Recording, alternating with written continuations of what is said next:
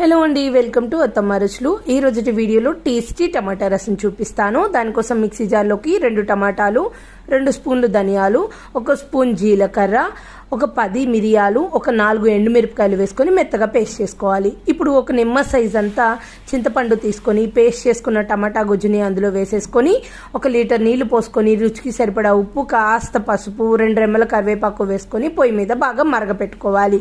ఇది మరుగుతూ ఉండగా ఇప్పుడు మరొక ప్యాన్లోకి కొద్దిగా ఆయిల్ వేసుకొని అందులోకి ఆవాలు, జీలకర్ర, కొద్దిగా మెంతులు, అలానే ఒక 4-5 దంచుకున్న వెల్లుల్లిపాయలు, 2 రెమ్మల కరివేపాకు, 1 ఎండుమిరపకాయ వేసుకొని తాలింపు వేసుకోవాలి. అంతే. మీకు ఇష్టమైతే ఇంగువ కూడా వేసుకోండి, టేస్ట్ ఇంకా బాగుంటుంది. దీన్ని మరుగుతున్న చారులోకి పోస్తే అంతే, టమాటా రసం రెడీ అయిపోయింది.